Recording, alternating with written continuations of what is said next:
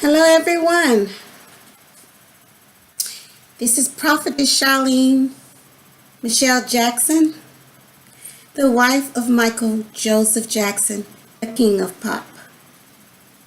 The reason I'm here is because we had an interview, or should I say a video done by Pearljr that was discussing the exhuming of Michael Jackson's body. And the reasoning behind it, she said, was because 11 victims, according to Radar Media, stated that 11 new victims came forward stating that they were sexually abused.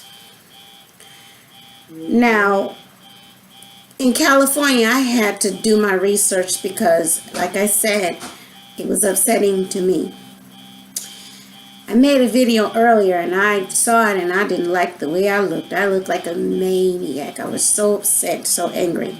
So I had to take a little time out and relax and calm down. So now that I am calm, this is what it entails, okay? 11 people knew, stating that something happened to them, ages 7 through 14. Statute of limitations only lets you file at the age of 18. You can file individually at the age of 18, and then you have 10 years to file. If you're 29 years old, you cannot file a case. But now they've set it up that they can extend it if you have an explanation for your not coming forward by the age of 29. If you could say you were traumatized, and you didn't remember, but then you have to show verification that you have had counseling from a doctor and that you have notified a family member. So once you do that, you can be up to the age 51 and they will still bring forward a case. But now, this is where it gets, should I say, it lightens up for me. Okay? Unfortunately for me, my husband is not here. My husband has passed. He's gone on to glory. And people are constantly coming forward saying, my husband did this to them, my husband did that to them. And it goes on and on.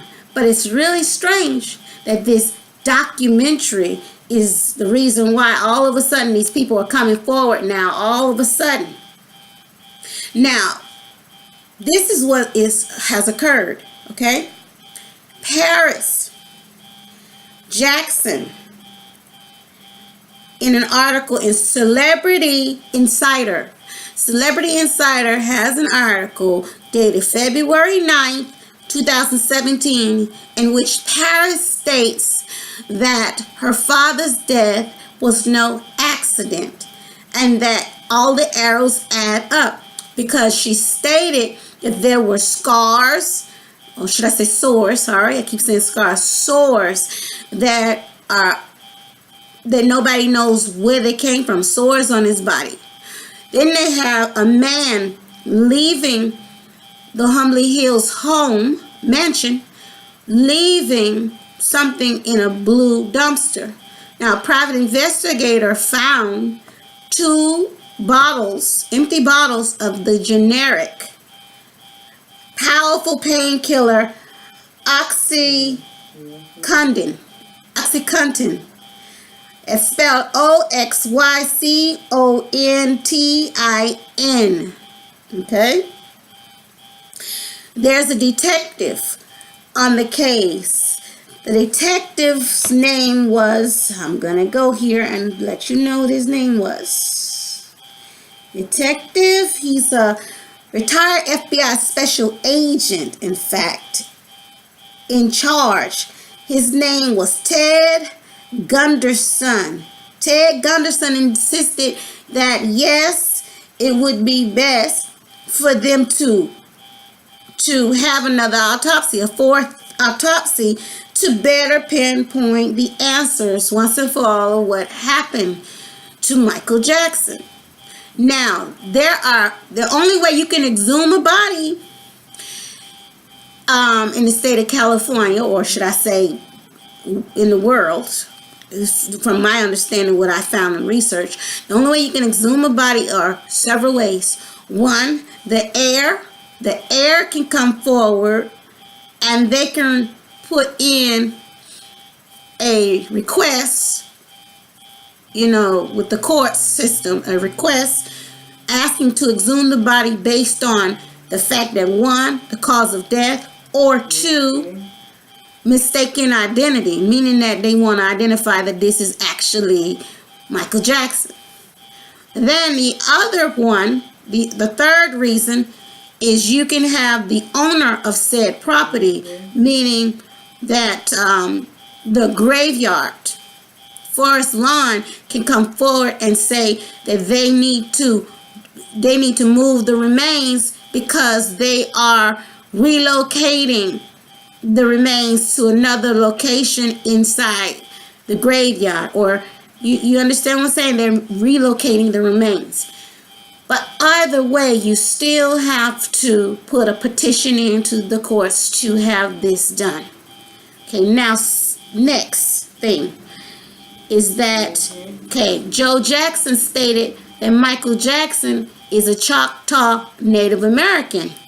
Now, there is a Council of American Indians code section number 44-12-280 and paragraph 2 section code 44-12-260. They can also, the American Native American nation can prevent them from bothering with the remains. Okay, one more thing.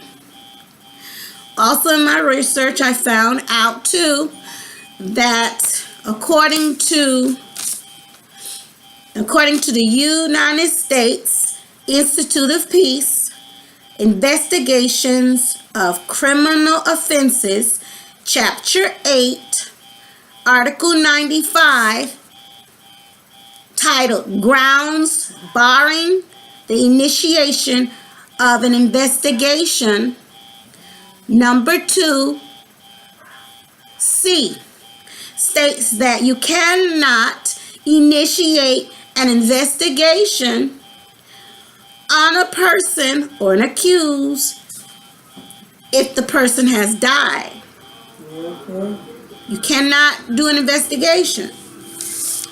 Okay, then also I found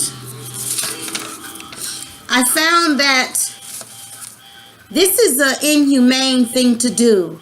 This is a cruel thing to do. When you exhume a body, you're digging up the remains, and you're disturbing the final resting place of the deceased. Now, when you do something like this, it is a very, very grueling, painful experience for the deceased's family. And with the way I see it like this. This man had family all over the world. Whether you believe it or not, if you are a fan of Michael Jackson, you are automatically family to him. You can exercise your grievances. You can complain. You can petition. You can get upset. You can do things to stop them. Now, I am not a dummy. Okay? I'm not stupid. I graduated with a degree in criminal justice in 2007, a bachelor degree with honors. Okay? And I'm going for law school. I've taken the LSAT. I'm doing everything I can to get into the law schools because I love the law. I enjoyed finding and researching, and it was very good experience for me to do this. Now, I'm going to tell you straight up, Wade Robertson, James Safechuck, you did this documentary because you wanted money. And you know, you sell your soul for money. Michael did a song called Money. People will do anything for money. They'll sell their souls to the devil for money. And you know what I feel? I feel that Wade Robinson and James St. Chuck, you have sold your soul to the devil. You really have sold your soul to the devil. Then on top of that, you've got other people involved that have no understanding of what they are doing. You're damning yourself to mortal hell. Your body, you're gonna suffer in the end. You're gonna suffer in the end because Michael's gone. Michael's not here. Michael went on. You see, and the difference is between you and Michael didn't sell his soul to the devil for money.